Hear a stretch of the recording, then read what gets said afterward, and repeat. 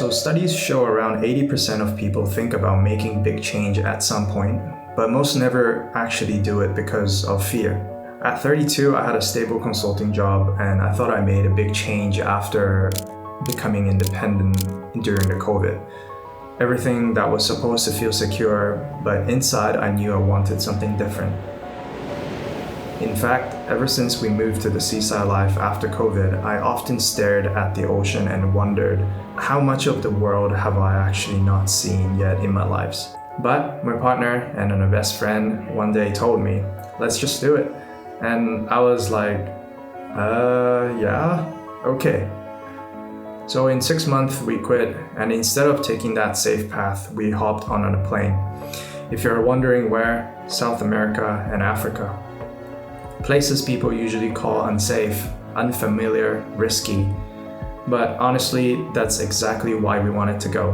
Not to believe, but to see it yourself.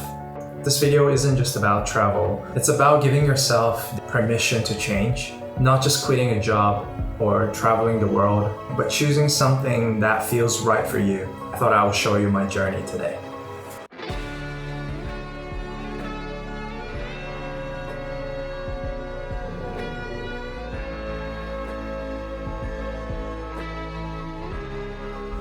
So we started out in Mexico and a few other countries in Central America. The plan was simple: cover as many destinations as possible in 3 weeks.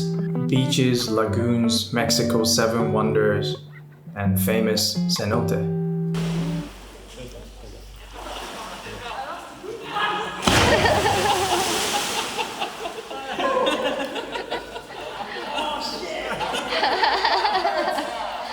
But pretty quickly, real life kicked in. We were always on a bit on edge without even realizing it. Every little thing felt so unfamiliar and drained so much energy. Nothing felt automatic and everything just needed so much attention. Honestly, traveling immediately became a full-time job with a lot of overtime actually, because every day there was something new we had to figure out. From daily packing mission to negotiating with people who try to scam you. If it comes one by one, it was alright, but it didn't. Like our first Airbnb, there was no hot shower, it was freezing at night, and we had to ask for an extra blanket, but it smelled so bad and we couldn't even use it.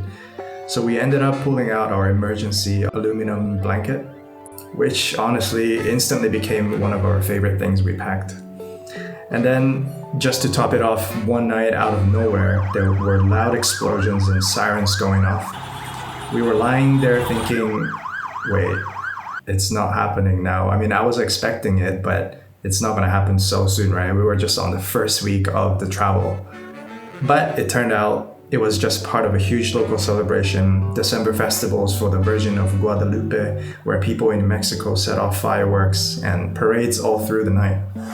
We were just not familiar with the culture, especially coming from Asia. There was a lot of things that went just beyond our expectation or imagination. Tired when you're exhausting, you're basically fighting off something. You have like kind of both-sided things, like a new things that you are acquiring versus something that's in the past that makes you have that kind of perspective.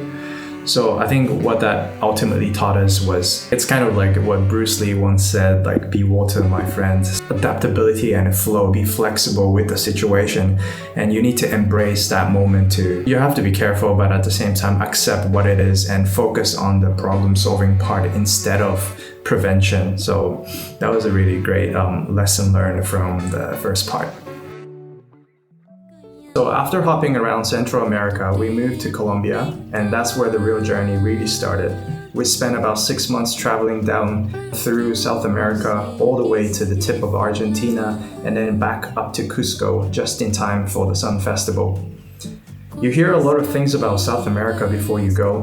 Robbery, danger, drug dealers, you name it, all the stuff that news loves to talk about. But honestly, it's not what we experienced at all. I mean, we had to be careful, but nothing like what you see on the news really happened to us at all. Here's something I realized. Whenever you tell yourself, I think it's too risky, what you're really saying is you don't have enough excitement yet to win over that fear that you have. And instead of just telling you, I thought I would show you all the amazing places that we went. So first rewarding trek we did was the Lost City in Colombia. It's actually one of the oldest ancient cities in the America, even older than Machu Picchu, but you can only get there by hiking days through jungle. So we did 3 nights of crazy hikes in the hot and humid weather. We were constantly left behind the group. People were just so young and crazy fast. It pushed us mentally way more than we expected, but standing there at the top after everything felt like one of the best achievements we did on the trip. Then the Galapagos Islands, beaches with no predators, animals just wandering around you. You realize why Darwin built a whole theory here. It's a completely different world. Here comes Patagonia. There's no Instagram filter that even come close to this. You have to see it with your own eyes, real 8K vision, not through 4K on Instagram or YouTube. Something to really not miss was the Uyuni tour that leads to the Atacama Desert was really unforgettable too. Not just the Uyuni salt lake, but also the transitioning landscapes and all the rock formation to the night skies and stars.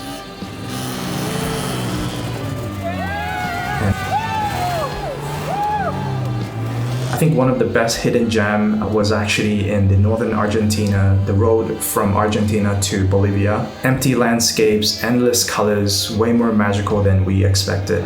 From sunset to the moonrise. Bolivia really pulled us in. You have to be careful with the altitude, but once you get past that, it's unbelievable. From the Amazon to 6,000 meter mountains, the nature was next level, and the mix of cultures kept surprising us. We even learned how Bolivia was once one of the richest countries because of silver mining, and found a town called Okinawa, where a Japanese family settled after the war. Never thought a history lesson would feel that real. And honestly, the people we met through volunteering, they're still some of our biggest treasures from the trip. And Cusco, the road to Machu Picchu. It wasn't just about the ruins, it was all the treks around it. Challenging hikes, crazy rewarding views, and even better, we got to share those moments with friends we met along the way. And just when we thought the journey was ending, we arrived back in Cusco in time for the Sun Festival. An ancient celebration when the whole city comes alive with music, colors, energy. It feels like the perfect way to close out the chapter for the trip. And it's something that became a huge achievement for not just me, but also my partner together.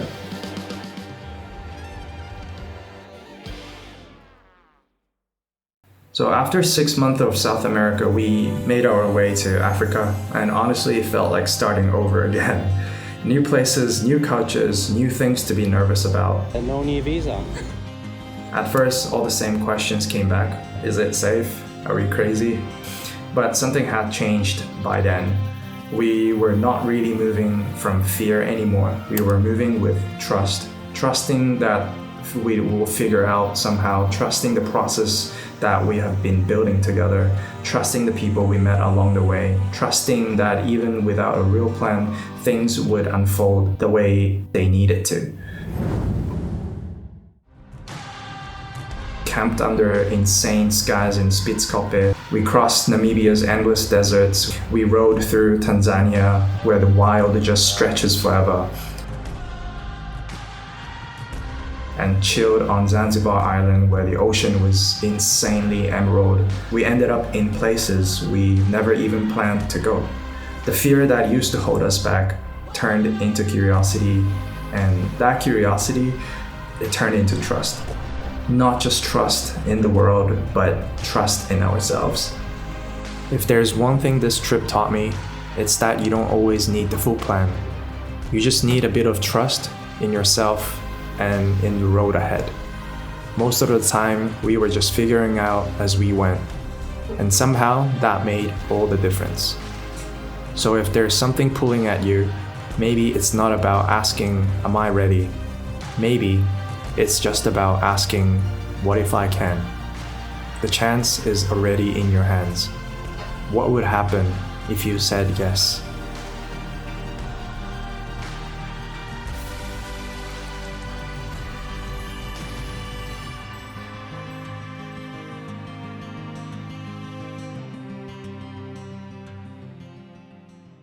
Hello. I hope you like this little cinematic video I made from my backpack experience.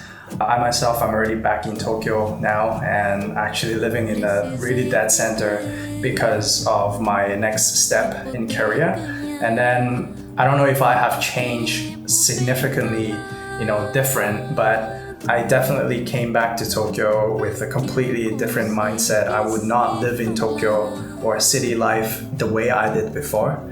It completely changed me. So if you're interested in, you can watch my other video that I talk about how I live differently now in the city after coming back from backpack. But anyway, I think my message is, like I said in the intro, 80% of people never take an action to change their life because of a lot of things hold them back, whether worry about what people say, think about you care about parents, you care about all the things you invested in life. But at the end of the day, this is your life and I cannot change your life, but I can only share what I've done. And I hope by watching this video, you will remember to tell yourself or always ask yourself this one question: what if I can?